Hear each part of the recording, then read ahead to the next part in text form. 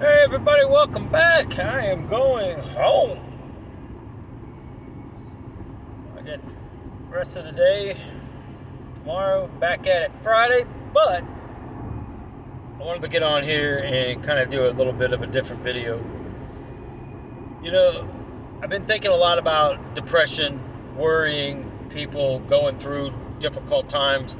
You may have lost a loved one, you may have lost a pet, you may have just friends seem like they're not so much friends anymore.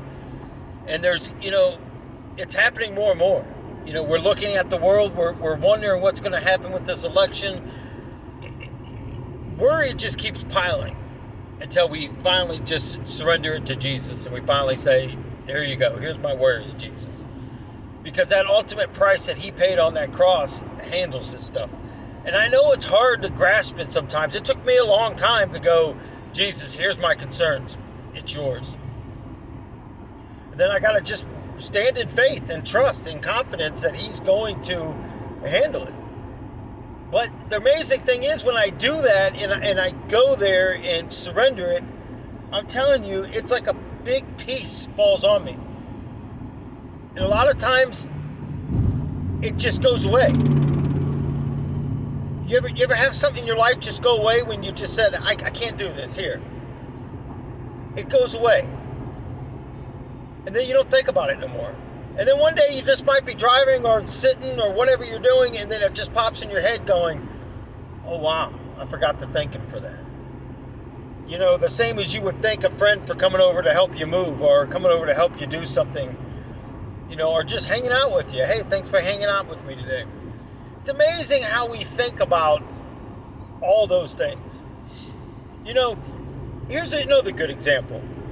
I talked a few times about, making sure my life insurance policies are paid up and making sure everything's in order. But do you really put a lot of thought? I mean, do you think about, oh my gosh, when's the next time I'm going to get a vacation? Let's start counting the days down. Or now the holidays are approaching us, Thanksgiving, Christmas.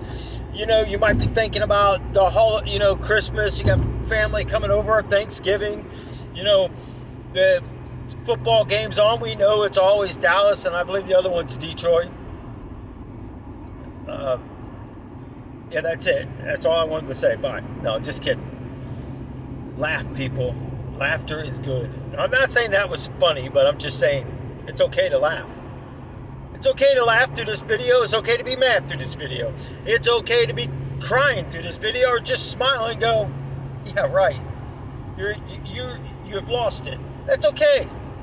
That's your feelings coming out. And, and spouses, we don't have this so much anymore. Not even with our children, we're not listening to them. We're not understanding their day, especially what they're going through. Because let me tell you right now, what we went through growing up is nowhere near this. I cannot imagine sending my kids to school today with all this nonsense stuff, identifying and pronouns and people. Half the time, I don't even know what a pronoun is. So when these people are saying, I identify by my pronouns, that's great. I thought that was a good thing. I thought they actually learned something. And here, when I said, well, that's great, I'm glad you guys learned, your pronouns and nouns, and they go, what are you talking about? And then I stand there looking like an idiot. Or am I an idiot? Now, who's the bigger idiot here? It's not pointing fingers. That's not what this is about. I'm just giving you thoughts here. But let's rewind here a little bit and go back to the planning. There's nothing wrong with that. Because if I told you there was something wrong with it, and then what I'm about to tell you, you could say, well, Nelson, that's being hypocritical. You're right. That's why I'm saying there's nothing wrong with it if you do it the right way. How many people's been on vacation when you already got people talking about their next vacation? You haven't even started day one. You're already in the car. You just pulled out of the driveway and you're already listening to, well, when we take vacation next year, I think we should do this. How about if we just book scuba diving with sharks and see how that works out? If you had a choice to scuba dive with sharks or alligators, which one would you pick? Giving you a moment to think about that, because you're probably thinking, is this a trick question? No, it's not a trick question. I'll tell you right now which one I would pick: alligators or crocodiles, whichever. You know why? Because they'll just grab a hold of you, do a death roll, and you're dead. Sharks will keep biting on you and biting on you until you finally die. I'll take the quick death, please. Oh, would you now? Now there's a catch to this. I didn't say there was a trick or anything's wrong with the answer. I'm just saying there's a catch to it. Because if you take the quick death, I forgot to give you one little piece of information. Oh, by the way, the quick death, congratulations. As you're coming up out of the water and you're like, well, I'm dead. You're right. Where are we going? Just come with me. And I put a shackle around you and what's going on? Just keep walking with me. I don't want to go there. It's getting hotter. Why? What's that noise? Oh, it's just people happy to see you. Oh, no, that doesn't look right. Well, congratulations. You chose this, not me. I'm just delivering you. But wait, I want to go to heaven. Oh, no, well, you chose this death because of your lifestyle. What was more important?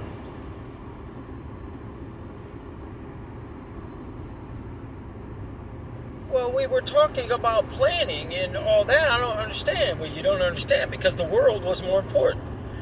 You made sure your life insurance policy. Now, hold on. Before we go into there, I want to stop because this is kind of like the waiting room, the holding center, right? Before you get processed in. Don't worry, you're going to go right over there where they are to get processed in. That's right. They're peeling the skin off of them. Isn't that great?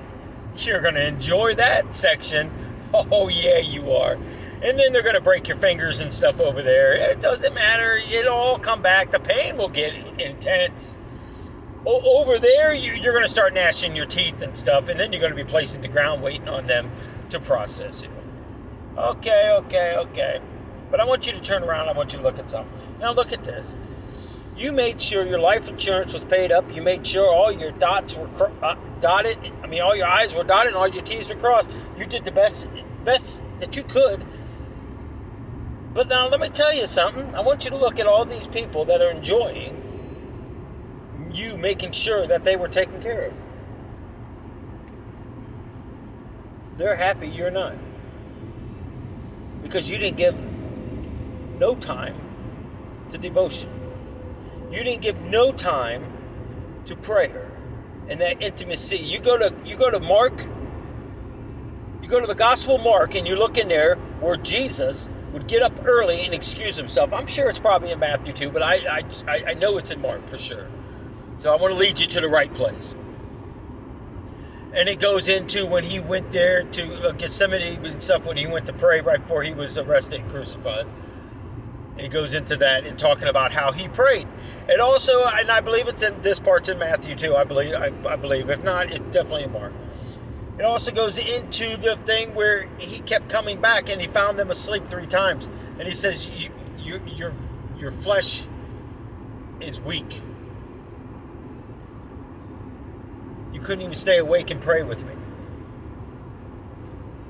Now, I don't know about anybody else, but if Jesus found himself getting up and praying to the Father, and that was important to him to start his day, he would start his day going off by himself to pray to God, the Father. Why do we think that we don't have to do this? But I tell you what, when you start your day out talking to God, and then you take some time and talk to Jesus, and I'm not talking 4 or 5 seconds here or a couple minutes. Well, I did. I said, thank you, David. Protect me and feed us, and blah, blah. It's about as bad as it when we sat at the table. God is good. God is great. Thank you for this food. How long do you think that took me to say that? Because when you're little, especially on Friday nights, I knew the Dukes of Hazzard was on, and most of the time we got McDonald's. I don't know why, but whatever. Or my mom would make pizzas, and that's probably where I get the pizza making stuff at today. I love to make pizza. It's great. You can put whatever you want on it because you make your own. You can put any kind of cheese you want on it, any kind of toppings, sauce. You can put the sauce on top of the cheese if you want because you make it yourself. It's your pizza. Nobody else's pizza, yours. You just make yours however you want. Then you find out how everybody else likes the toppings they like, and then you make them a pizza. But it's best to serve them first so you can enjoy a nice hot pizza when yours is coming out. See how that works? You serve all your guests first, and then your pizza comes out, and you come and sit down and you enjoy nice hot pizza. And here all that time people thought you just was a great host. Nah, you're smart.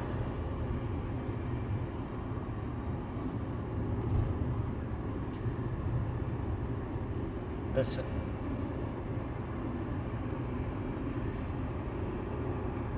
Why are you depressed? Why are you feeling like you don't matter? Because you do. I went my whole life feeling like I didn't belong anywhere. I went my whole entire life not thinking I was worth anything. I came to a period in my life where I thought I mattered. And these bunch of women led me to believe this. Yes, it was at the nursing home. Because I know some of you are probably going to go, well, wait a minute, was that at the nursing home? Because I know you talked about that before. And it's hard when things go sideways on you, but nobody really talks to you about that part. And you do. You go into a deep depression, and then especially when you hear things like, and don't get me wrong, I don't really remember who exactly, but when you're called toxic, and you're called a liar and no good and all these things, and you read all the stuff that was on those reports, you're talking about a bash in the face. But nobody seems to ever see that side, and I guess that's where the depression starts. I made sure whenever I know somebody's family member passed away, I try not to hover over them. I'll send messages here and there. Doesn't mean I'm not thinking about them. Doesn't mean I'm not praying about them. But, especially if you're not like so close to the people anymore, you really don't want to overdo something. And then sometimes people say the rottenest stuff to you. I mean, wow. You'd be surprised, and then you just sit there and go, phew. See, and that's life, people. These things are going to happen to us. And that's what Lucifer tries to do daily. And Satan is really good at convincing stuff, twisting stuff around. He is so good at making us believe what we are seeing. He did it to Adam. He did it to Eve, and Eve convinced Adam. It wasn't like Satan convinced Adam. Eve convinced Adam, because Satan knew if he could get woman to do it. Now, I know some of you are going to get upset with this, but that's why Satan uses women to attract males into the wrong places. It becomes a lustful thing. Because let's face it, these days people dress is beyond me. Have a little respect. When you start respecting yourself and you start seeing yourself as God sees you, then the world starts to fade away. You don't so much care anymore about what these people think about you. Because you're somebody. You're somebody to God. You're somebody important. Your birthday matters. People matter. Now, I remember one time when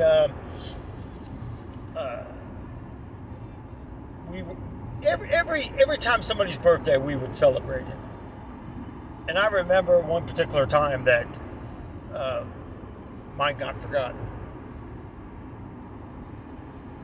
And it was, the ironic thing is when they finally realized it.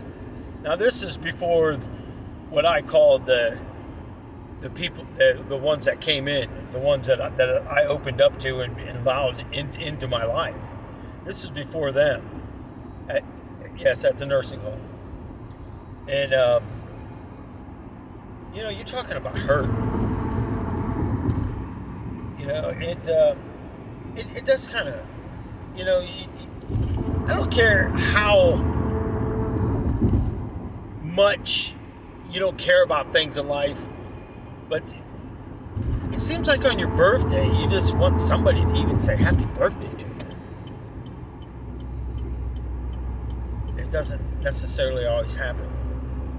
But today, it doesn't really matter, because you may get it or you may not, but I know the Lord has created me that day. And you look at it and go,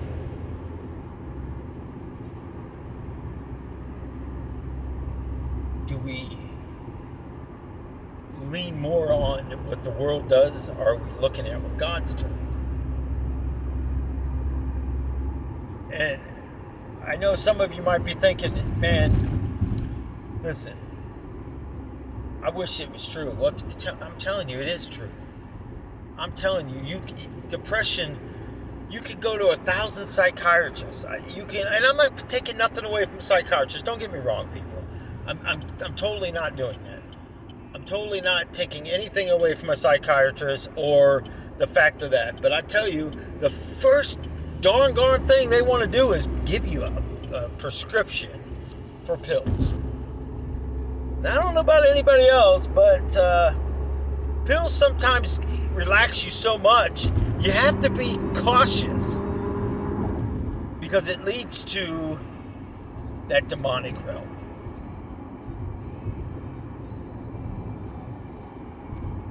Think about it, though. You think about,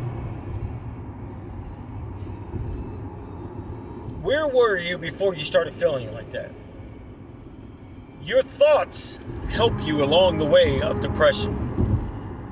And then you start getting these voices, you start hearing things in the head and you think it's yourself, but why would you tell yourself to harm yourself? Does that make any sense to anybody? It never has.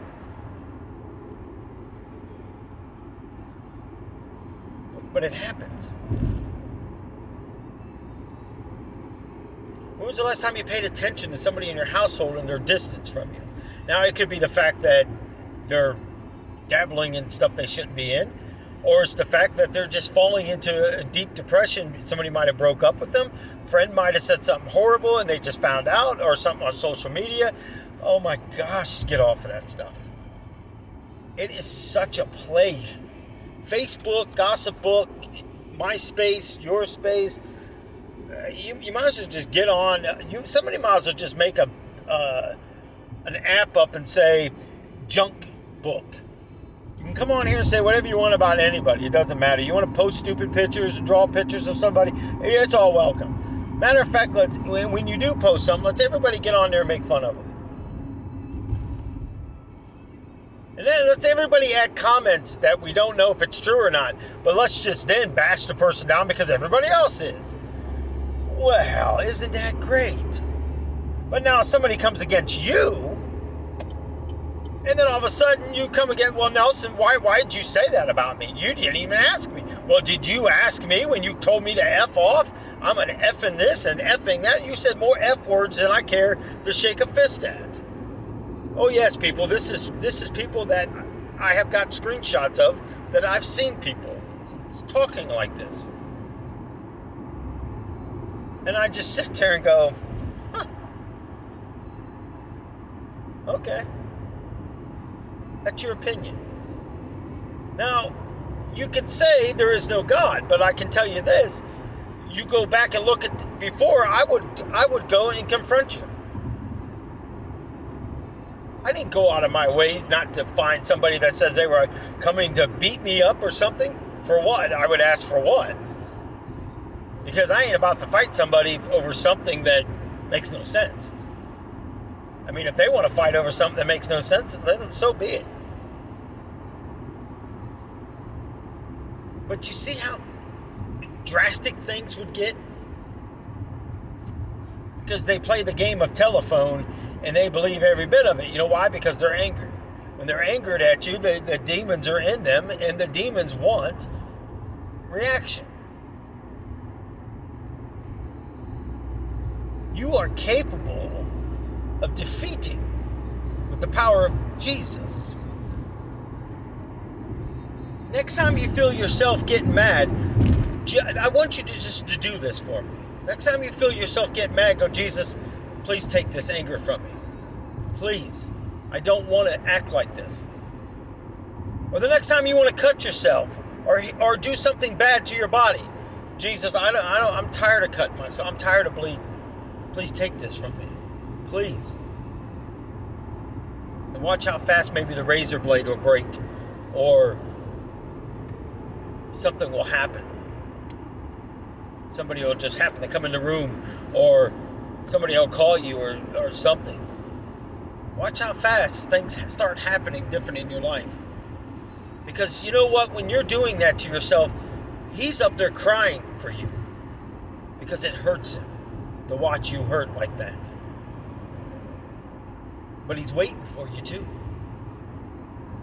And if you ain't got no good friends that's going to keep you from doing that nasty stuff, then you need to find better friends. I'm here to tell you. Well, I can't pick my friends. Yeah, you can. I can't pick my family. Yeah, you can.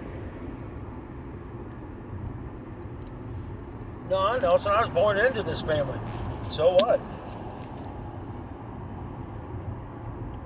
I was born into mine. I don't talk to really none of them. Because the truth always comes back around.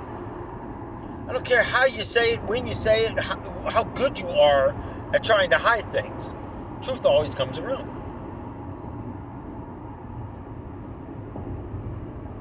And really, to be honest, I don't really care what people think. I used to, but I don't no more. You will overcome it. The storm no longer seems like a storm. You'll make it, I promise you. Because Jesus is out there on that water, standing there with the life preserver, waiting on you just to come up that last time before you don't have no more breaths to take. And he's just going to throw it over to you when you say, here I am, take me, Lord. You just got to be ready for it.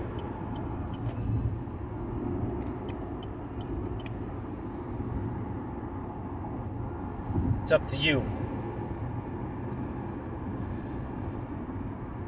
You know, preparation, I've been doing a lot more lately. And I've really been, I've been talking about this on videos. I've been examining myself. I've been confessing stuff to you guys on here that I messed up. You know, doing what I do for a living, not taking nothing out of anybody else's jobs. I'm just saying, this job, it becomes very difficult because you're up at all different times of the day, even at night.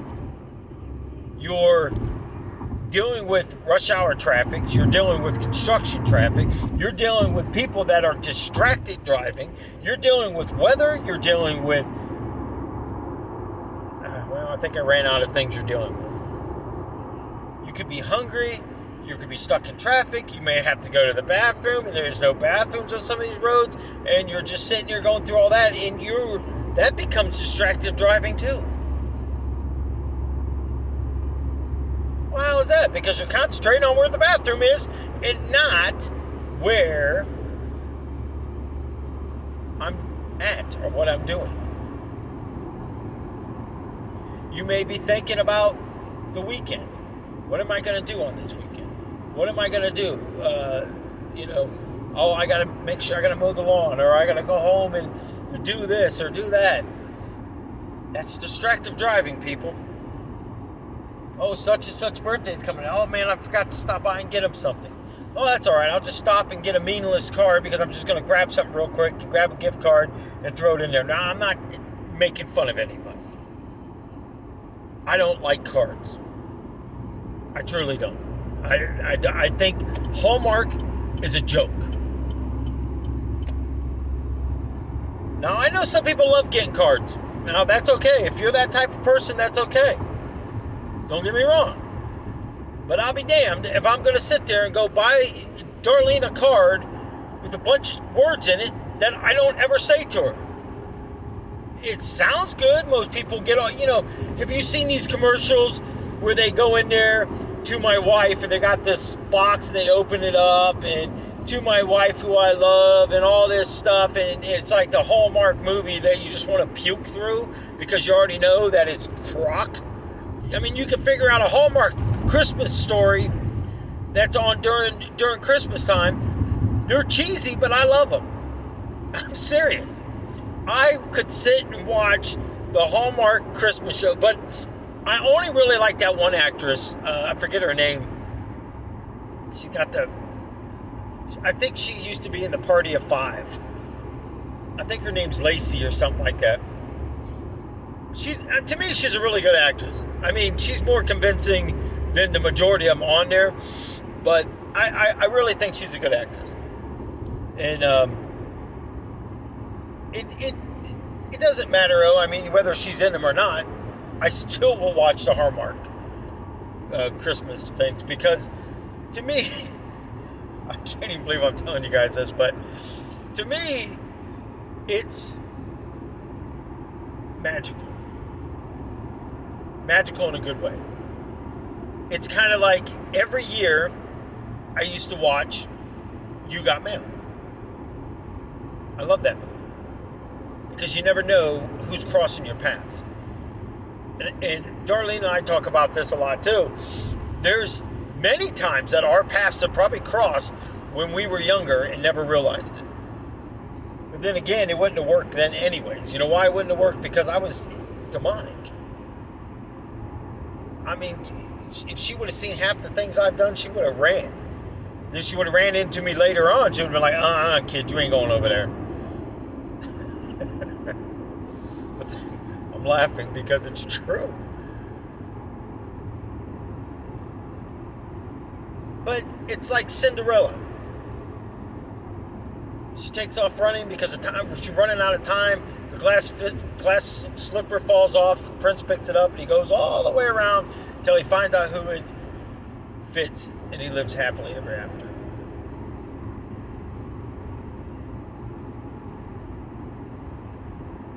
See, there can be happy endings. You just got to stop overthinking and worrying about things that you can't control. I tell you, the hurt does leave you. The more you go into prayer and the more you sit there and ask Jesus to clean your life, remove anything. I still do this today. Lord, take anything out of my life that is no good for me. I don't care if it's people, places, things, whatever it is, please take them out of my life.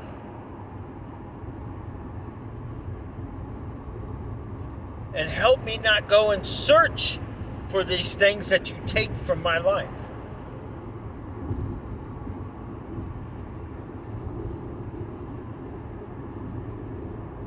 Because if you're asking him to remove stuff from your life, that's no good for you. Whether it's a movie, whether it's music, whether it's a person, whether it's food, whether it's an addiction, whatever it is, then you can't be upset when it's gone. Well, I didn't want you to take that out of my life. You can take other stuff, but I want to keep that. No, that's not the deal. The deal is when you accept him in your life, you allow him to clean your life, then you allow it to be clean. I mean, it'd be like you holding on to... How many of you remember the Underoos? You can Google it if you don't. It was basically like a pajama thing, but it was like a t-shirt and then the underwear, why it was called Underoos. And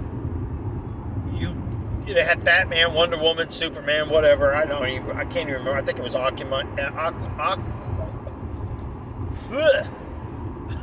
Never mind, Ronnie McDonald. I'm not doing it. But anyways, I think you get the picture. And it was cool. You ran around and you portrayed it, and it was great.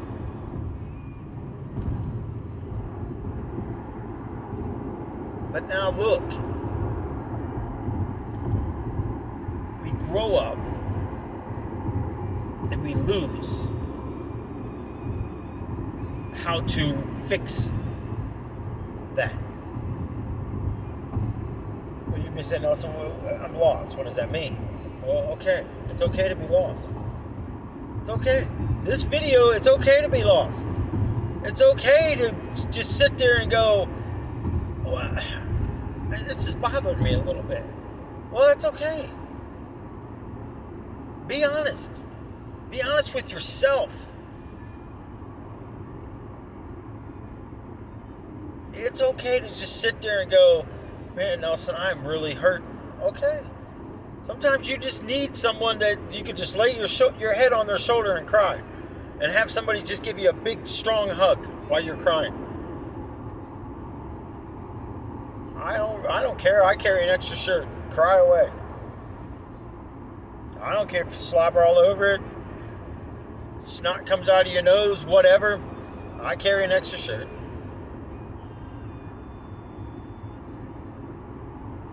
Because I'd rather you do all that than walk away thinking that nobody cares for you. Because that's a horrible feeling. Because it's hard to believe in Jesus loves you that much if you can't ever find it here. That's where I struggled.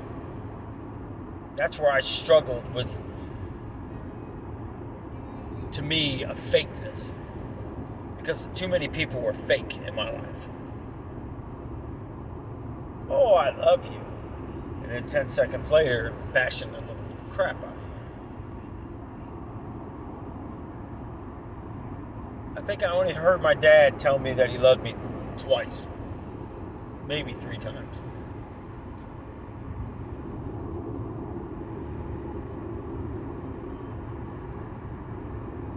Even though part of me wanted to believe it, deep down inside, I don't know. I wonder if he ever really felt bad for all the stuff that he did. I wonder if he even remembered doing any of it. I wonder if it was just all demonic and he never really recalled any of it. But I know he was mean. I mean, I'd call him on the phone and he'd start chewing me out for stuff.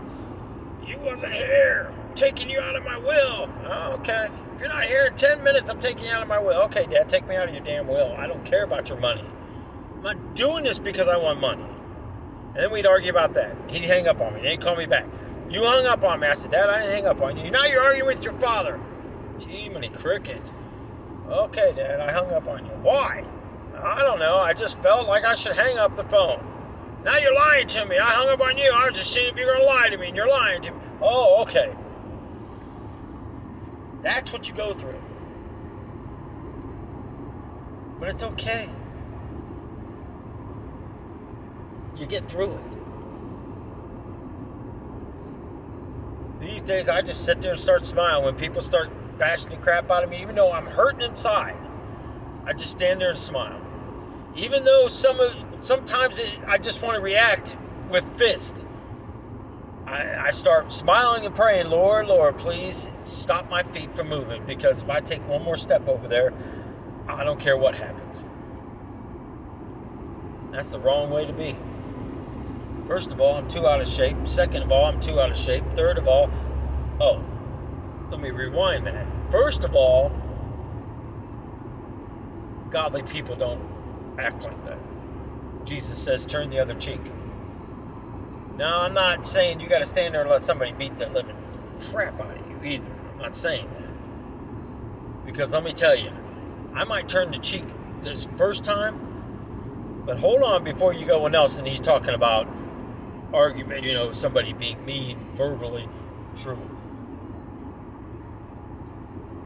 But I'm telling you right now, I might even turn my cheek if somebody slapped me in the face. I'll turn it. And I'll let you even slap the other side. and I'll turn it back. But I'm not going all the way back across. I'm not turning my head all the way to the side. I'm telling you right now. First one and the second one you got free. The third one, I'm going to be repentant. Whatever happens. Some of the stuff people comment on, I'm like, where do you get this information? First of all. Because where in there, anywhere that I say I have won every fight? Opposite. I tell you I've lost every fight. Even though I have won fights, I've lost them. Because I got to heal too. Well, not if you're Mike Tyson, you can, come on, even Tyson. Now, I'm not taking nothing away from Mike Tyson. I think Mike Tyson, to me, is the greatest fighter of all time. I truly do. If I ever got the chance, and I always wanted to meet Ray Boom Boom Mancini and Sugar Ray Leonard. I always wanted to meet Sugar Ray too. And I don't even know if Sugar Ray is even still alive anymore. Even if he is, I don't think he would probably be able to even communicate with you. But I always wanted to meet them. And Mike Tyson. I grew up watching Tyson. And I always wanted to meet Tyson. I just think it'd be so cool because of what Tyson went through. And you can relate to that stuff. Personally, when I was saying I hope Mike Tyson knocks out Jake Paul, because I'm tired of Jake Paul, the boastfulness and the arrogance of him, then I stopped saying that because it's not right. I mean, they're going into a fight, and part of me goes, Jake Paul may win, and then the other part of me goes, phew, I hope Jake Paul doesn't get hurt. And then when you think, man, I crossed that bridge, and I'm looking out for, I'm not wishing that somebody would get hurt. Then Jake Paul goes off and does the unthinkable. Where you go, man, and I said it this morning, man, you deserve everything you get. He said he would give Mike Tyson, I think it's $5 million for if he lasts his 4 or 5 rounds. I think it's 5 rounds. If he can last against him for 5 rounds, he'd give him an additional $5 million. But if he can't, he'd have to get a tattoo on him saying, I love Jake Paul. You're talking about one of the known greatest fighters of the world. Granted, he is in his 50s, but age does not mean nothing. It's the fight that's in someone. When you have nothing to lose, fighting against somebody that has everything to lose, look out. That is one interesting fight. Because you got 2 dogs that are backed in the corner. Because you got this fighter over here that really has nothing to lose. But then you got the fighter over here that maybe, let's just say, you were getting ready to fight me and you were the champion. And it wasn't a champion fight. So you really don't have nothing to lose. You're not going to lose the championship, even if you lost the fight. But then I'm over here and I'm about to lose my house, my cars, everything, and be on the street. Who do you think's going into that fight not giving a crap about anything but winning? That's how the devil looks at you. See, Satan's coming into that fight with, he's got everything to lose. See, he's going to lose you if someone starts praying for you. He's going to lose you if you start coming past the depressions, coming out of this drug addiction, coming out of this pornography, coming out of this alcohol addiction, coming out of this gambling, coming out of this uselessness, theft, stealing, lying, whatever you're doing.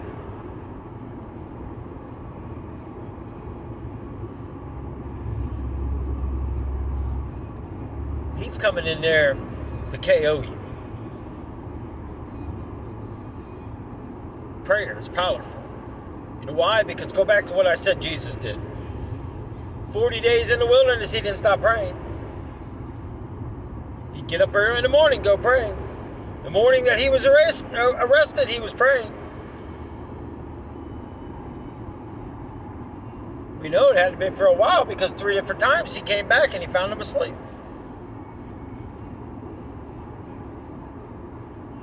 I'm just saying. Now, let's continue to push on a little bit more. What if you just lost a family member? Let me ask you something, and it's okay if you want to be mad at me, and I know there's people hurting right now. Because it always seems to happen. Well, let me stop before I go into that. You ever notice something takes place and people start coming back into your life, then all of a sudden you go off on them and say, no, I don't want you in my life, don't talk to me, don't be around me, I don't want you around my family, blah, blah, blah, blah. And all of a sudden you hit troubled times. Marriage is on the rocks. It could be an animal passed away, it could be a family member passed away, it could be people coming against you, whatever it is, and the one true person that's going to stand there with you, you shut that door that God opened. There's no coincidence. I don't believe in no coincidence, and I don't believe in chances. Because you know why? I take the chances that seem to be way out there. Why is this happening? Well, let me go in there and find out. That's taking a chance. It may be something, it may mean nothing. It may just be a big vicious circle. But at least I'm willing to go and see. But you ever notice how much stuff piles up on you?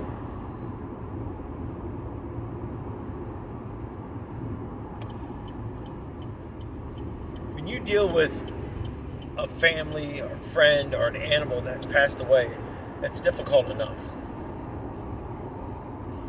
See, when my dad passed away, it was right after my mother passed. It was a couple months. I mean, if that, maybe a month apart.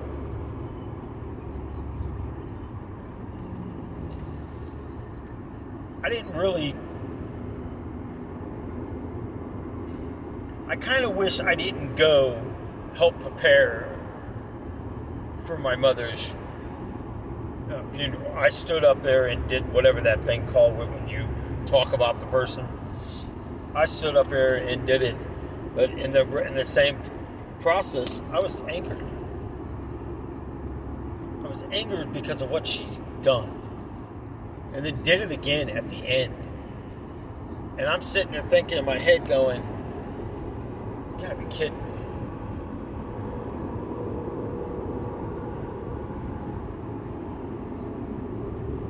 You just can't wrap your brain around what some people will do and leave a burden on top of somebody.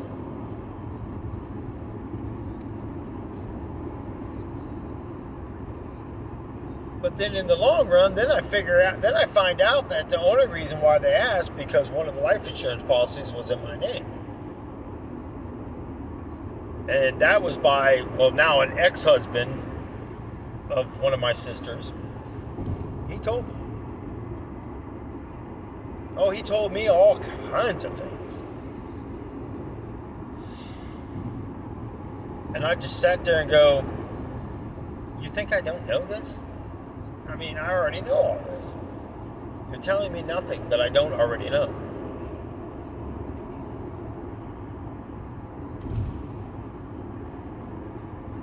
But it's about doing the right things. No matter how wrong somebody did, there's a good example. Love thy parents. I love them because I prayed for them. I love them because I did right by them no matter what they did to me. When I would sit there and listen to my family, I don't know why you keep taking mom in. Look at the way she treated us. Look at what she's done to us. What do you want me to do? Leave her on the street? She left me on the street, but does that make it right? No. My mother drove past me in a rainstorm and hit a mud puddle. She seen me, looked right at me, and I stood there. I mean, looked right at her and hit me with that mud puddle and splashed me, and then just kept going.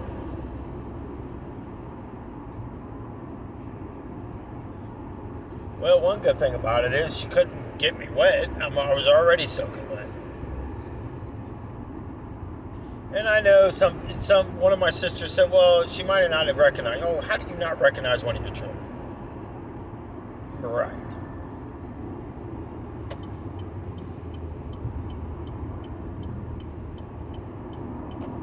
Just hatred.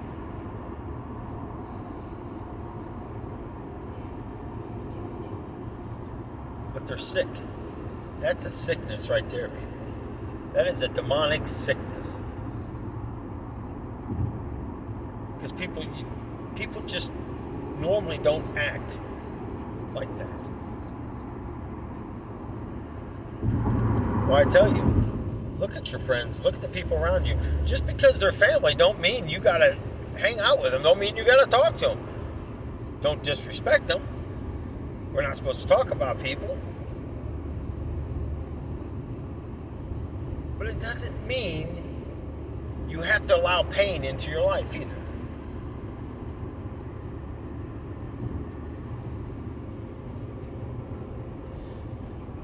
You know, I had somebody ask me once, and they said, you know, listen, I've been reaching out to a friend of mine, and you know, somebody passed away. I don't know if it was their spouse or what it was, and honestly, I haven't talked to them in a long time. So I mean, I heard once before that they got a divorce, and this was a few years ago, and I was sitting there thinking, all right. But they were like, well, I didn't want the person that was coming and talking to him, I didn't want them in my life.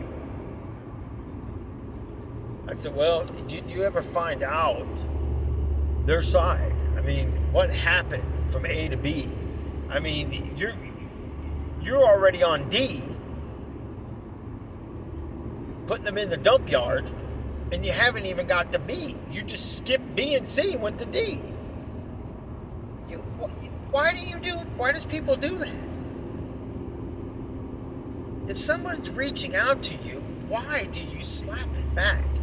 But then sit there and complain. Oh, I have nothing. Whew. It gets to a point where you just go, all right, I'm done reaching out to you. Guarantee if they're going to say something about that too. But I'd rather them say something about that than me just sit there. And it's not like I would ever go tell somebody and say, well, how come you didn't reach out to Georgette? I have. Or how come you didn't reach out to George? I have. It's a two-way street.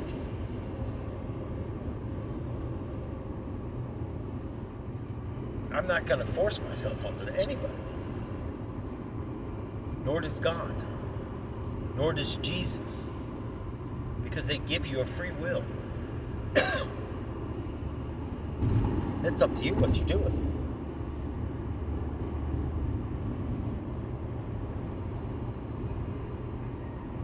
Do nothing with it. Doesn't matter. Whatever.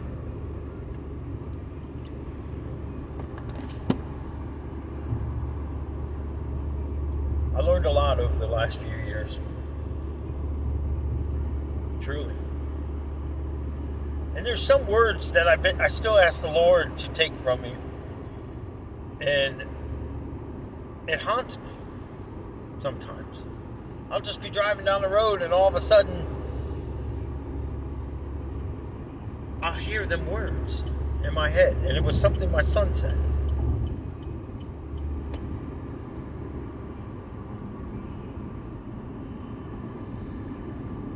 Actually, it was a couple things he said. It just cuts you like a knife. Every time I think about it, it just recuts me.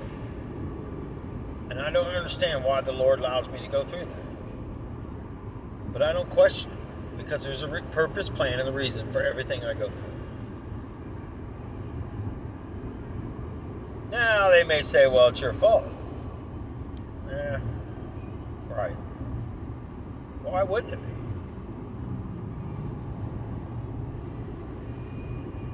Hitler was my fault too, you know. George Washington, whatever he did was my fault. Whatever the Egyptian did to the Jews was my fault. Satan going into the garden and tempting Eve, and me convincing Eve to listen to Satan was my fault.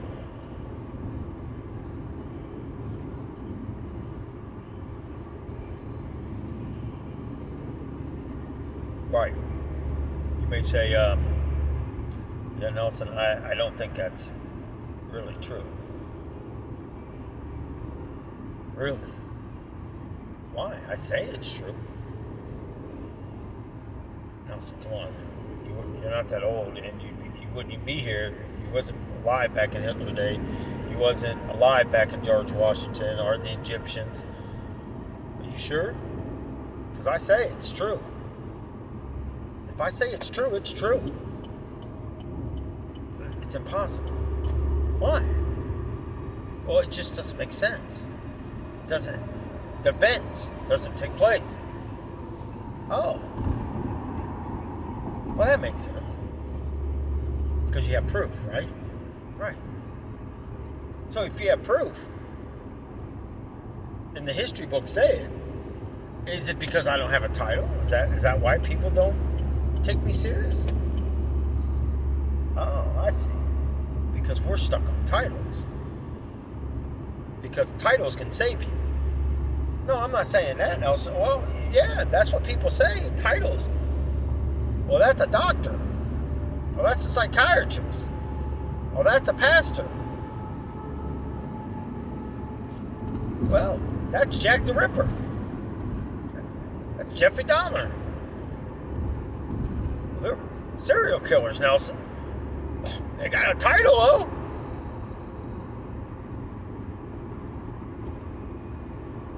Oh, that's right. But I do have a title. So people would have to listen to me. Oh, yeah? What's your title? I'm an SOB monster. I'm the devil. Because that's what I call a liar, a raper. Those are all titles, aren't they? You see how you can push somebody into depression? If you look back at what happened with that Pure Light, whatever her name was, I don't know, him, her, whatever it was, all because I asked another simple question, are you male or female? Because I just like to know what I'm dealing with. Because females tend to think more than males. Males seem to get a little agitated and pissed off a lot faster. So I like to know what I'm dealing with, because the last thing you want to do is, I don't want to upset anybody, and I sure don't want to be out here rolling around in the street. Not that that would ever happen, because I'm sure they probably live in Japan. Even if they come up to me and hit me in the face and walked away, I would never know who they were in the first place. Nor would I probably even care. Because honestly, you know how many times I hit my head in that truck? I just smacked my head earlier, and it almost knocked me out, literally. I literally thought I was going to pass out. I hit my head so hard because I was bent over picking up stuff off the floor, and I came up and hit the cabinet where the microwave is. Oh my gosh, I'm telling you. I wanted to just crawl in the bed, suck my thumb, and cry like a baby. I'm being serious. I was like, I wanted my blankie, and I just wanted to lay there and just cry until somebody came in here and said, hey, are you okay? No. Can I have a hug? You think after all this is over, I could get a hug? I'm feeling a little emotional. What movie was that out of? I know somebody's going to watch it go, man, I know what movie that was. If you do post it. Don't look it up. Don't look it up. But if you do, post it. I'm just curious to see if somebody... You don't even got to say nothing else. You can just put the movie. But if nobody comments on it, without looking it up, be honest, you can't look it up. If nobody posts anything, I'll tell you in the next video what it was.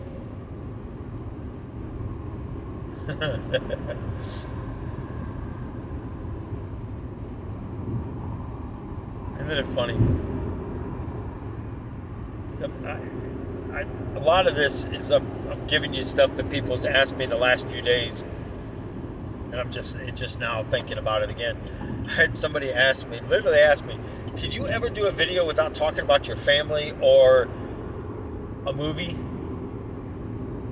Yeah, I can. If you want me to, I can do that. I don't need to bring my family life in there. I don't need to talk about my life. I don't need to bring a movie into anything.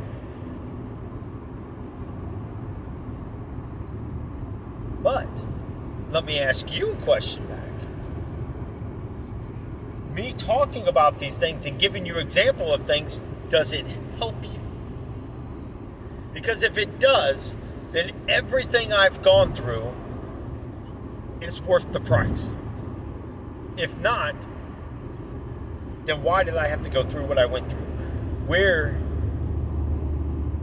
and why? Excuse me. It's the reason for it then. I believe the reason what I went through is to do exactly what I'm doing today.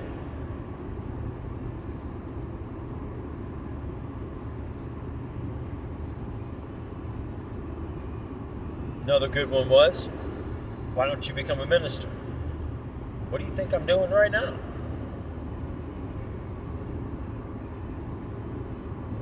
I had a lady reach out to me and said, hey Nelson, if I lived by you, I would come to you. If you had a church, I would come to it.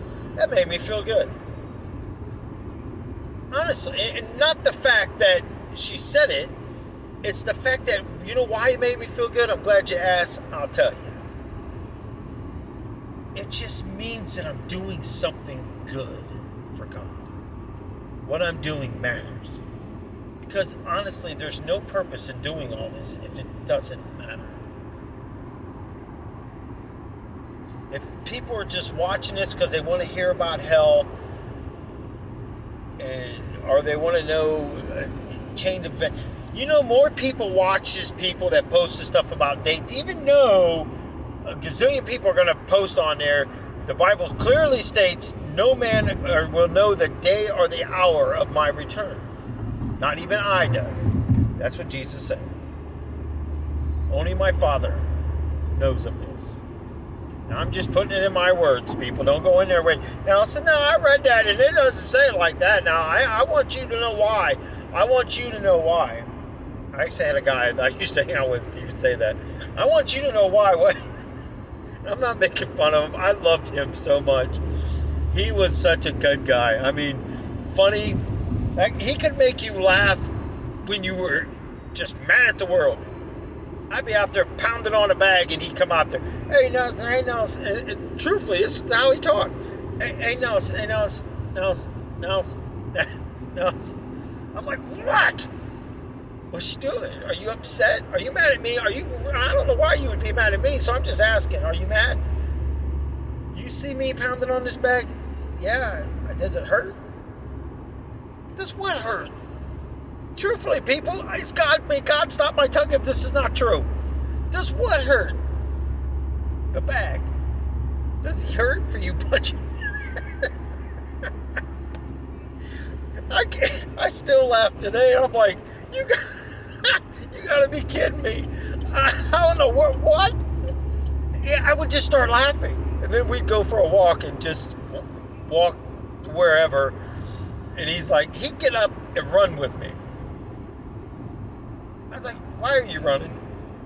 Why are you running? I'm training. I'm training too.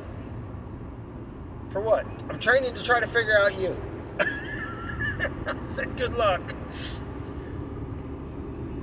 Good luck.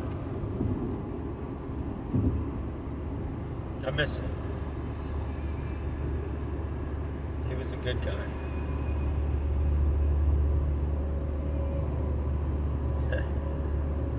Oh, man.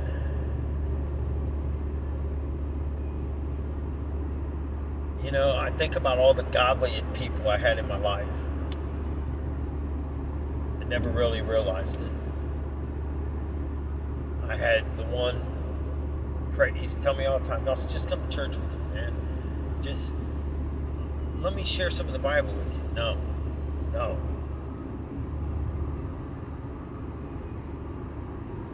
Got up out of bed when I called him. Got in that accident and I held him until he took his last breath. See, we didn't have 911 back then. You had to wait. You could call the operator and the operator would then dispatch you over to somebody else and blah, blah, blah, blah, blah.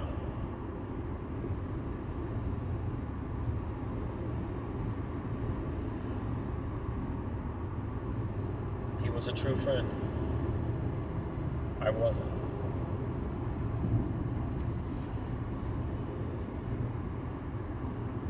I was mean to him at times. Right in front of him. Matter of fact, one time he made me so mad. I was already ticked off at the world. And to be honest, it was something stupid that I was mad about, and he pulls up and I'm just running down the road because I didn't want to fight the person, so I just took off running, and that was part of my way to release stuff. He pulls up and gets out and he yells for me, and I come back and he's just, Jesus this, Jesus that, and I punched him. Fell down and he was crying. And I told him, I said, that's what your Jesus gets you. And he stood up, his lip was busted, bleeding. And he says, I love you. I'm sorry for your pain.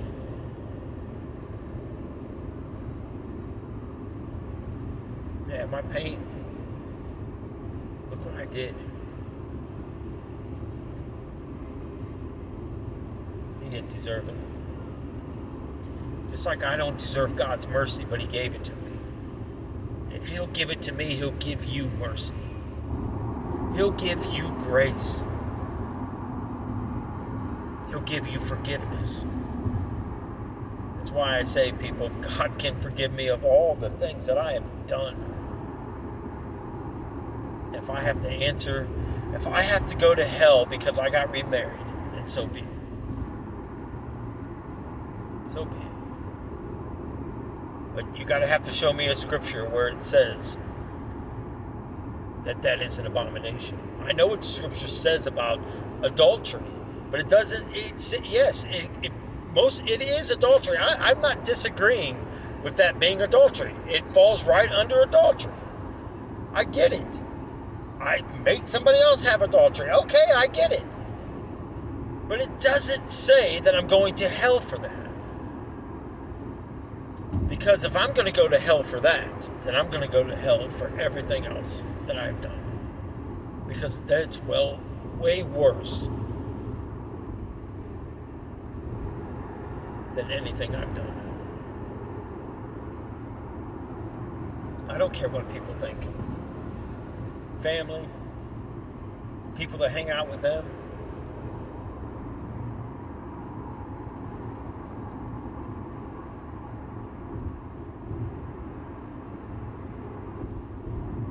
God will forgive you.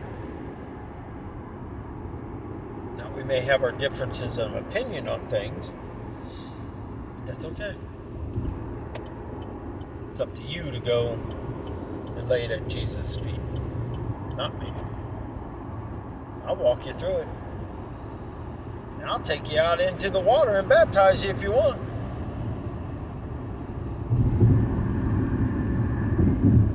I'll even go under the water with you and come up at the same time with you.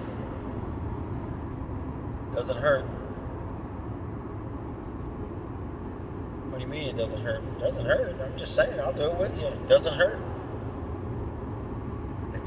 feels so great when you come up out of that water, knowingly that you're a new person. Sometimes I wonder if I should just go baptize myself and rededicate my life. Well, don't you gotta have somebody do it? It doesn't say that. I can pray the same thing that they pray, but at least I know it's true when I'm praying. I had too many people baptized and seen the things that they do. No, thank you.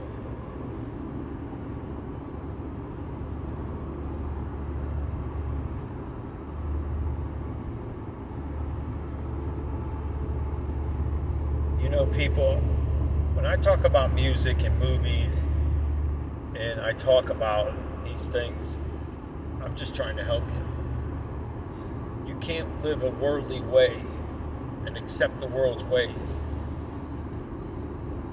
I know some of you may watch these videos and you say, well, I'm still taking my kids trick or treat. Okay. That's your choice. Well, I'm still going to watch scary movies, but I believe in God. I would question that. I would say, you may believe in God, but you can't follow God watching that kind of stuff. Because I would guarantee you I could put a $100 bill down on their tables. If you get mad, upset about something, or your thoughts, before you know it, you're gossiping, or you're breaking somebody down. If you're a female and you're married, you're talking to your friend about your husband. Oh, well, he's mean. He's in. Yeah, come on. You know how the lawnmower starts. You know, like a car with a dead battery, I guess is a better way. Then it starts sounding, and it starts dying out again. We all had a car at one time, or you've been in a car with somebody and their battery is just dead, and it just makes that awful noise trying to turn over to start because you don't have enough juice. You don't have enough juice because you're not connected to God. The other terminal of your life is not connected to Jesus. You need a positive and a negative, but you need two positives to overcome the negatives. That's why they send the Holy Spirit of them both, because they're the positive.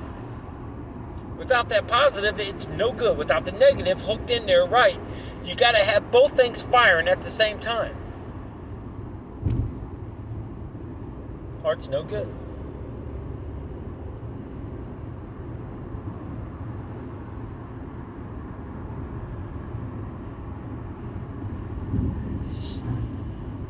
What are you going to do? Look what you've done.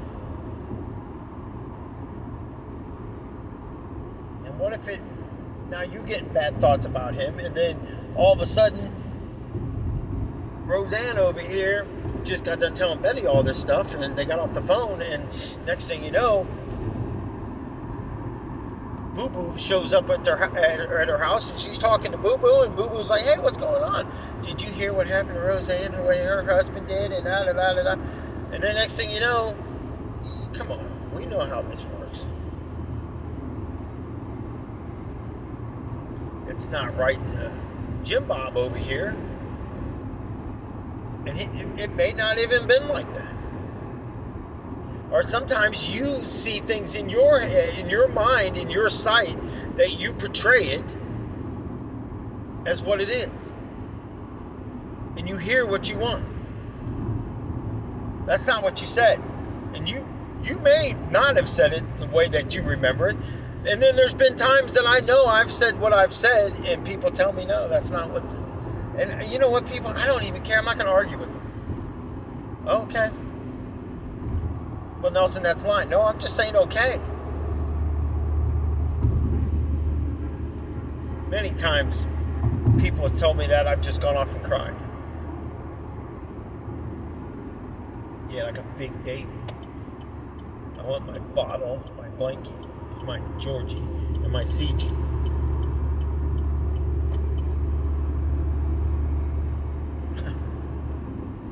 Whoa. Ah. Man, darn it. get over. There was a dead deer in the road, but it was kind of like smashed down, but the rib bones were sticking, and I hit part of it. I hope the heck it doesn't end up giving me a flat tire. I ran over a deer once, and I got a flat tire. Actually, I had a piece of the rib cage still sticking out of my tire that day. But I made it home. I pulled off, and I seen it in there. I didn't bother it. Matter of fact, I took a piece of duct tape, cut a hole in it, slid it over it, and shoved it around it. And then took another piece of tape and cut it, and kept crossing the tape. And I think that's what made it. Kind of made like a whatever, I don't know. Always carry duct tape with you. If your radiator hose gets a small hole on it, you can duct tape that. Carry a jug of washer fluid, let it cool down. If you don't have antifreeze or you got an empty jug, you can find water anywhere. Wrap some good duct tape around there real nice and tight. It'll get you. Sometimes I'll carry self-tapping screws. I had a radiator hose bust loose and it had a pinhole in it, and I took a self-tapping screw, a big one, and tapped through there and wrapped it with duct tape. I drove for about a couple months like that. I'm not saying it's going to hold it, but I'm just saying it for some reason it worked for me.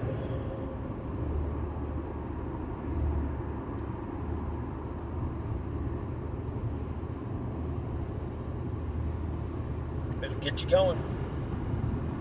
You ever change a tire and then all of a sudden you lose a couple lug nuts and you're looking around because it's dark? Take one off another tire and put it on that tire. It'll get you going. You're never stranded when you follow Jesus. Ever. Because his promise is, I will never leave you nor forsake you. We leave him, he doesn't leave us. And that, my friends, when you deny him, you deny the Father. You deny the Father, you're denying Jesus. You live a sinful life. It's kind of hard to say that you believe in Jesus, because after a while, Jesus doesn't exist in your life. And that, my friends, is blasphemy of the Spirit.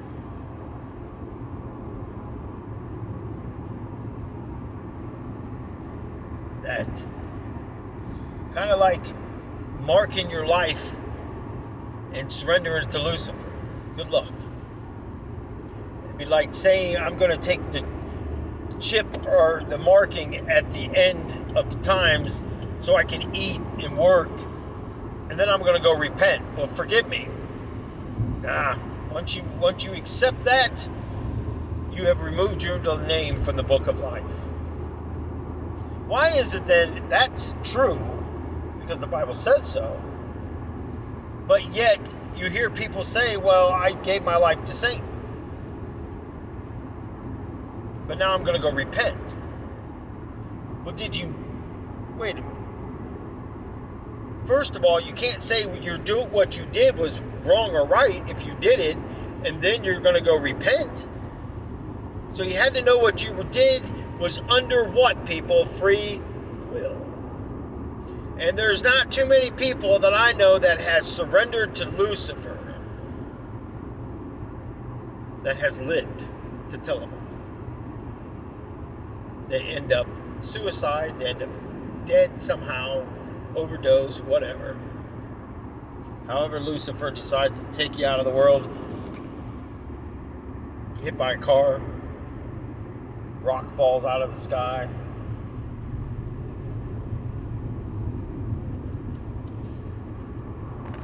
Joking. It could happen, huh?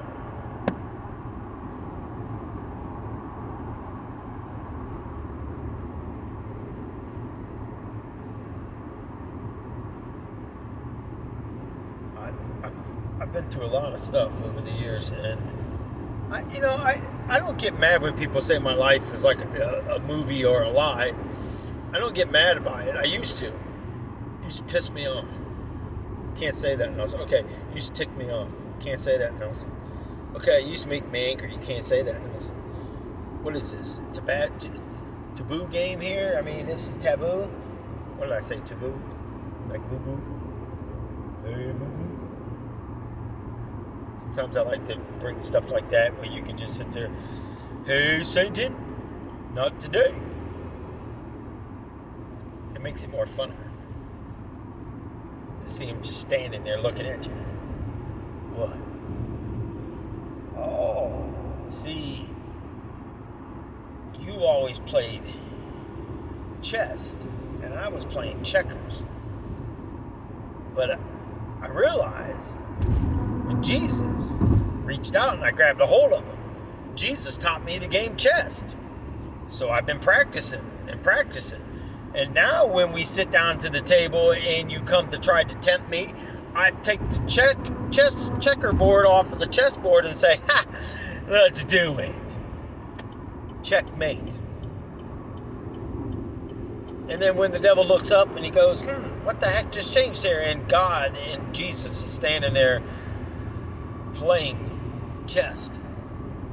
I don't have to go and fight my enemies no more. He does. Because that's his promise.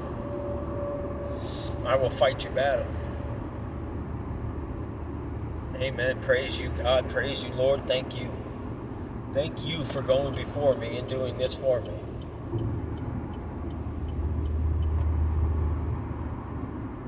We got to have good thoughts of them.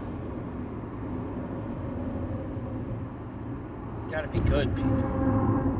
We got to stop being so hatred. We got to stop with this racial stuff. We got to stop looking at people as you're owed.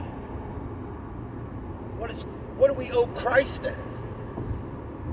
I can't help it what yesterday caused. But I tell you, if I seen you on the side of the road, I don't care what skin color you are. And it's pouring down rain and I got an umbrella, I'm going to stop and hold that umbrella over top of you. Or ask you to go sit in my car and I'll stand out there and wait on your tow truck so nobody hits you. That's crazy. I ain't doing that. I didn't say you had to. Somebody might hurt me. You can't hurt me. Because I don't live in fear. I can fall down my steps and die. Now that's a bad word. All the words that I say, to me, that's a bad word. What, die? Everybody's gonna die. I'm not gonna die. I'm gonna give it to Mikey. Let Mikey die, not me. You know that stupid Life cereal commercial? Give it to Mikey.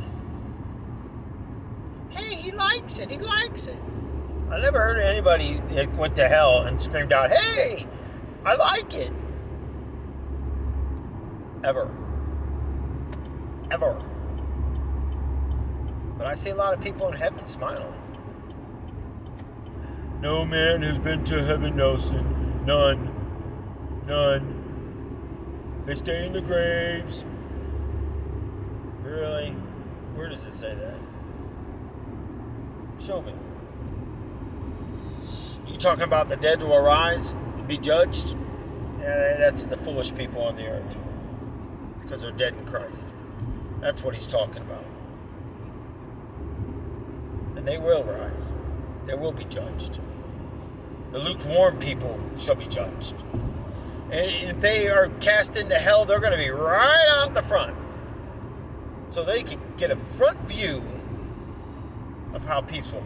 Go in there and read the verse of the servant, and he's begging Abram, please send it. I think it's an angel, he says. Please send an angel or a messenger to tell my brothers and them about hell. Read it. Google it and look it up and go read it. If he's in there talking like that, then how is that possible? Then that means the Bible's a lie. Nobody's in hell then either. So that means all these near-death experiences, even what I said, is fake. By God, I wish it was. Because if it was fake, and I'm going to live, if I die tomorrow, I'm going to live in a box. My spirit alive, that means I'm going to be alive because my spirit's alive. My soul is connected. So,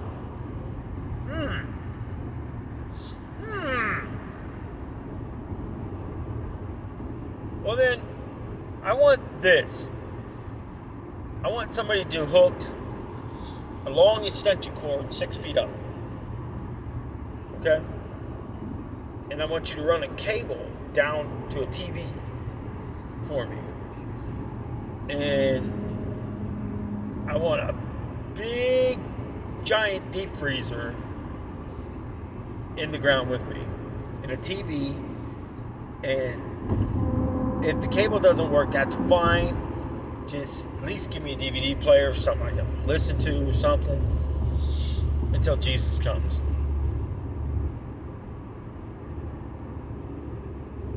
Where did your spirit go? Where's your soul?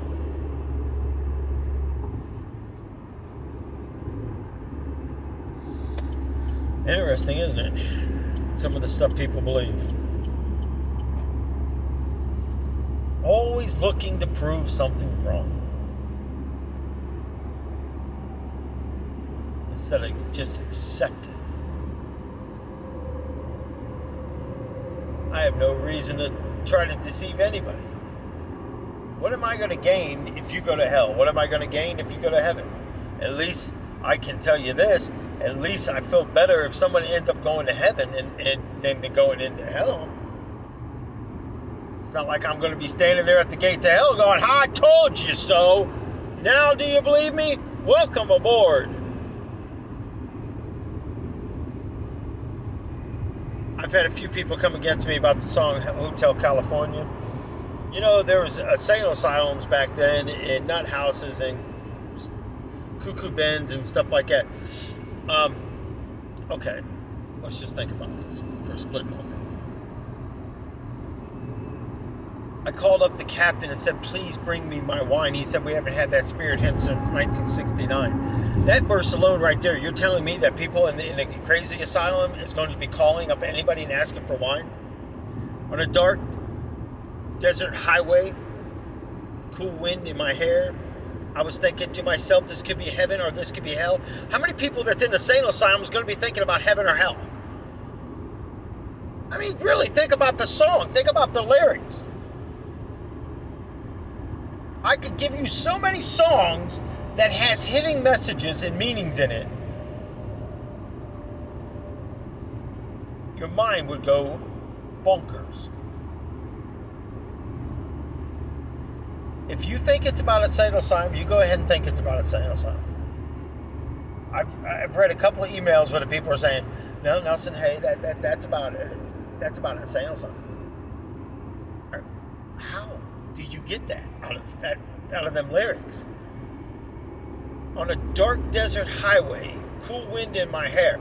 Okay, so you're telling me this person's running or walking, or is he driving?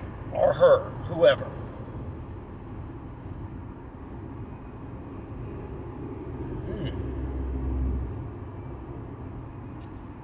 I had to find the passage back to the place I was before. I heard voices down the corridor.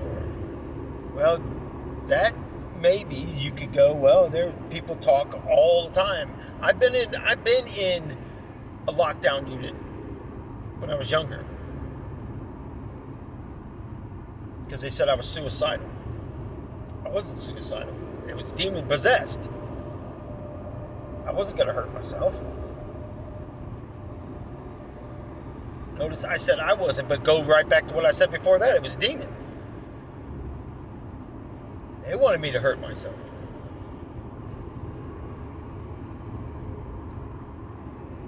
Now, granted, it was a 24-hour watch.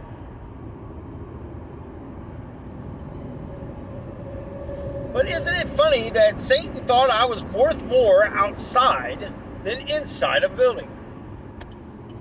You hear people screaming? Hell, I could stand at the gates of hell and hear people screaming. Again, I'm not coming against anybody. I'm just saying that's your opinion. I know what the song means. There's too many things in there points to hell.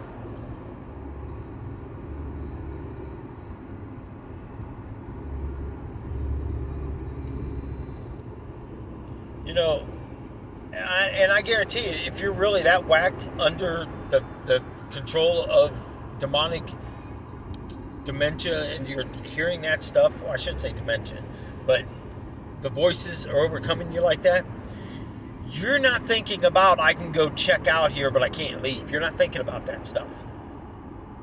When you're in that demonic realm, you don't think about leaving somewhere. Because you're around people like you. You ever notice when you're an alcoholic or you drink a lot and you end up hanging out with people and then you say, well, they just won't take no for an answer? Really? That's pure pressure. I don't go under peer pressure. Oh, yeah, you do, because you can't tell somebody no. No wonder why the devil and Lucifer and Satan's running crazy in your life. Because all the devils they send between Lucifer and Satan, Lucifer really doesn't got to send anybody, because Satan's the one doing all the magical work right now in your lives. And he's the one, that's why when you sit there and hear, Saturday night, what made you say that, perhaps, Satan? Yeah, exactly what made you say it. And he laughs all the way past you. And Lucifer stands there smiling. Too easy. Too easy. Well, it's kind of crazy, isn't it? It's a song. Take it however you want. I'm not coming against you, and I'm not making fun of you, please. And I know, I don't know if these people even continue to watch the videos, but again, it's okay you to have your way of looking at it, and it's okay for me to have my way of looking at it. And I'm okay with you saying, hey, you want to try to correct something, because there's nothing wrong with that either. Don't get me wrong. It's okay to, out of love, to correct someone if you think it's wrong. But I truly believe I'm not wrong on this. You may be right. It may be about a sound sign, but I don't see how. I told you, people, there may be one day someone's going to say something that I'm going to, and I pray there is, and I can finally go, I don't know nothing about that. But let's tackle it and see what we can figure out. Seriously. I've seen some stuff, man. I know a thing or two. I couldn't resist, because that's what came to my head. See? That's what I said. You got to be careful when you get inside my brain for a minute. Oh my goodness. I don't even know how people even still watch these videos. But I have noticed the videos are getting less and less. I mean, not that I care. I mean, if one person watched it and they got something out of it. But I read the weekly recap, and I just smiled, and I'm still smiling. I don't know if you can see me smile, but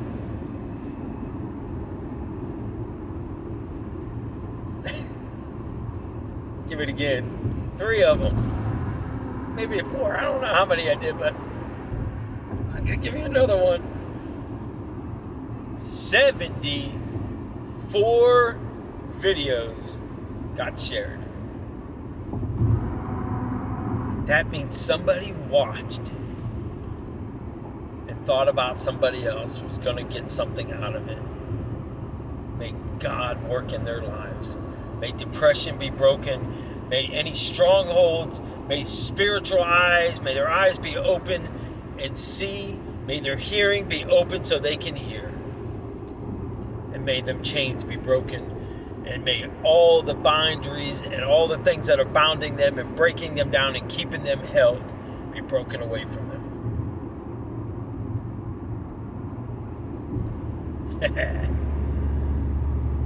That's amazing. 74 people. And it wasn't the same video either. 74 videos. And I gotta say this, and it's not like it's a competition or nothing, but I did tell you guys, you ladies, the men overpowered you as far as view-wise, but the women just buried the men. Buried them. But I still see, there's more people watching in Canada now. And I want to say, I know one of them is my brother, Brandon.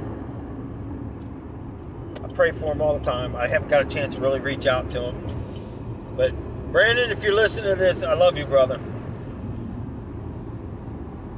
Although Australia fell off the thing, so it makes me think my brother Luke, I got to reply to him. See how he's doing. It's a two-way street. He's faithful. I'm busy. Still not an excuse, but I do think about him, and I do pray, and I do ask people to pray for him because I love him. I loved seeing him that day we FaceTimed each other or Zoom or whatever it was. I don't know what that junk's called, but either way, man, what a delightful person. I mean, it's just like I knew him forever. Like I just wanted to reach to the screen and give him a big old bear hug. Although I think he could crush me.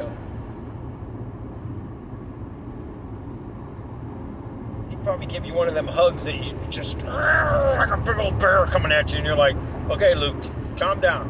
I forget what I used to call him,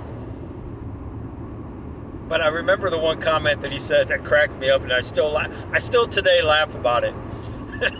I still laugh when he goes, okay, well, I guess that's my name. Nelson said that's my name. I think about Ayana. I called her Anna. I don't know whatever happened to her. I think I made her so mad she just took off. I don't know.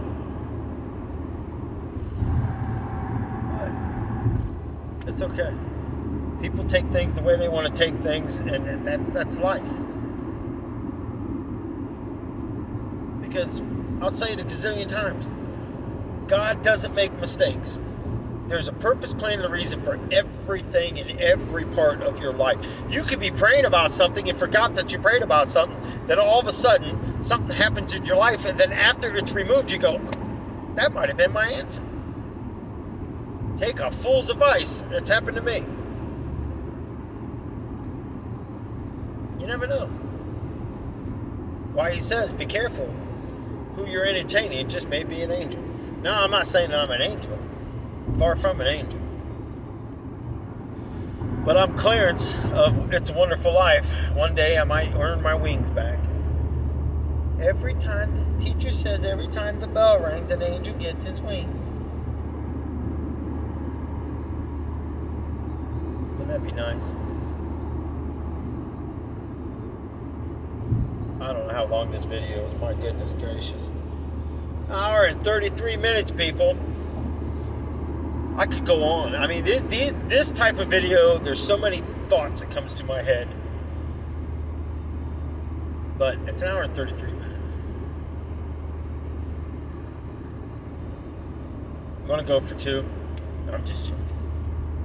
No, really, do you? 2 hours? Would you watch it? You guys are probably like, what in the world? Me? I could sit, if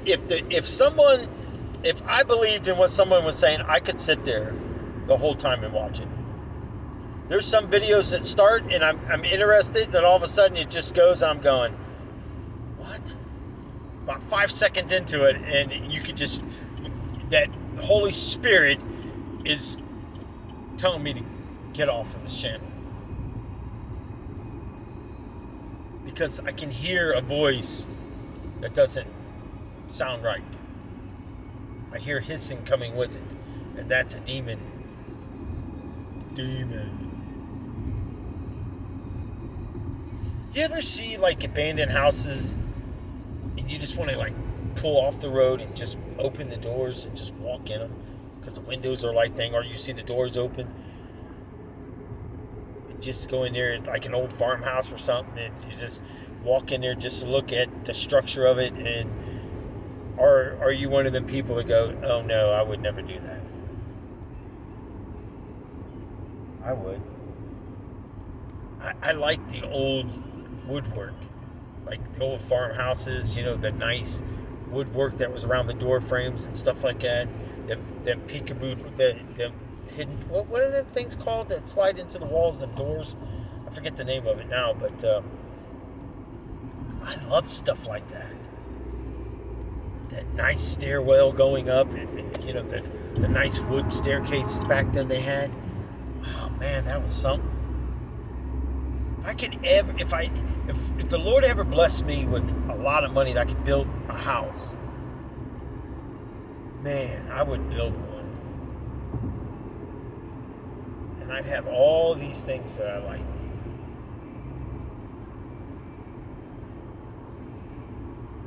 But it's okay to dream. It's okay to dream big things that may never come true. But isn't it fun to dream? To wish for things, think about. I mean, it could depress you too, so don't get that far wrapped into it. Because that's not good either. But what God has in store, if that's part of it, I mean, because think about it. Sometimes I wonder, why do we think about stuff and we dream of that? We want something so bad, but it never happens. And what makes you even start thinking about that kind of stuff? I don't know. But I've been sitting there thinking about all kinds of stuff. And nothing seems to come through. But why? Does it mean I'm a bad person? Does it mean God just doesn't want to bless me with it? God's blessed me with so many things. But what does it truly mean then? I don't know. I really don't. Is it just a coincidence? I don't believe in coincidences. Did I do something wrong to where I wouldn't receive it now? Maybe. If I did, I'd like to know. And if I lost it, I lost it. I deserve it. There's consequences for everything you do. How many of you are sitting there thinking right now, well, no, if you knew you did something and you lost a reward for it, would you tell us? Yeah, I would. I would. Because it doesn't do me any good to sit here and talk about all this other stuff and not give you the facts of everything else. What do you lose in the concept of it? What I can tell you what my kids lost, because they believe whatever they want to believe, and I'm not coming against them. I can just tell you what they lost. I can tell you what my youngest daughter lost by doing what she did on that last message. You're right. I no longer exist to you. You go have another man and you change your last name to his. Because when you get married, you're going to lose that last name anyway. So it doesn't really matter. Somebody asked me, are you going to go to your daughter's wedding? No. After what she said? Well, Nelson, you're supposed to forgive. I do forgive. This has been ongoing. I'm tired of being hurt. I'm done. So why would I allow pain into my life? When they change, the only way they're going to change is if they truly receive Jesus. Other than that, it's a vicious tongue.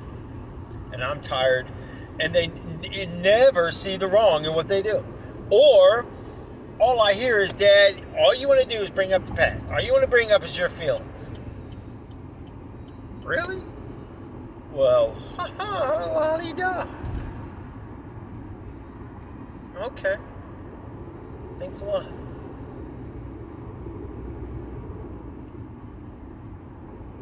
Do I miss kids? Yeah.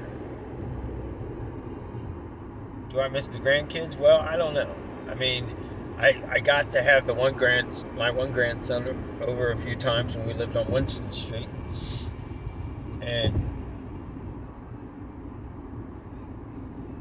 But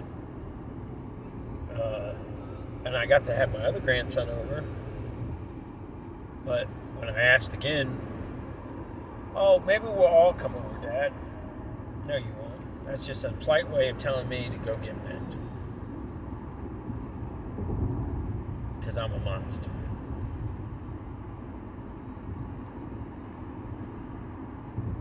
And my wife's granddaughter, I mean, well,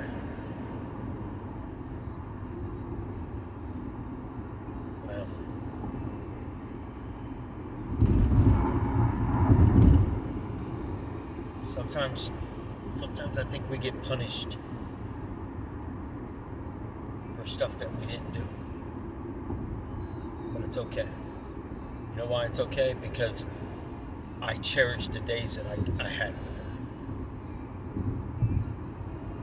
But I'm happy for my life. I'm happy that she gets her back in her life. Because it never was about me. I knew it was going to happen. I told her daughter what she was going to do down in Florida when she first moved to Florida. I told her what she was going to do. Funny how she don't recall any of these things. But it's okay. Remember what I said, and I'm ending this video with this. Remember what I said way back. When you ask God to take things out of your life, you got to accept how it happens and when it happens. And don't question it, and don't go searching for something. He will heal the pain. I just look at it as they passed away. And you go through the healing process. Today, when she talks about her, you know, because she had to go to the hospital, and so I still ask about her. I mean, it's not that I don't have a place in my heart for her. I just will never open it back up. And that's what, with that pure bright light, or pure whatever, pure bride, or whatever her name was, or his name, whatever. That's what I was trying to get to them. Get through their head. You have to be careful what you're doing, because the blood may fall on your hands. And that blood's going to fall on their hands. Because look what they've done.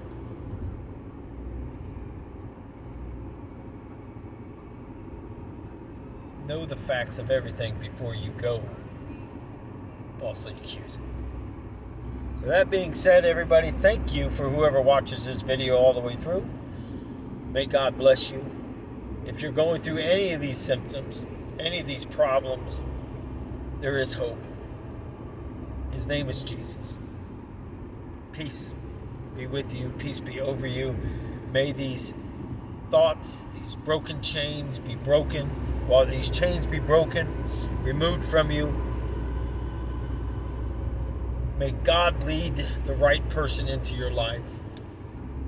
If you're going through a breakup, then may God bring the right person into your life so you can have a peaceful, happy life. If someone passed away, I know it hurts today, but tomorrow it may still hurt. 3 days later, a week later, a month later, it gets a little bit better. There's light at the end of the tunnel. His name is Jesus. Even Jesus wept. God bless you. Love you. Until the next one.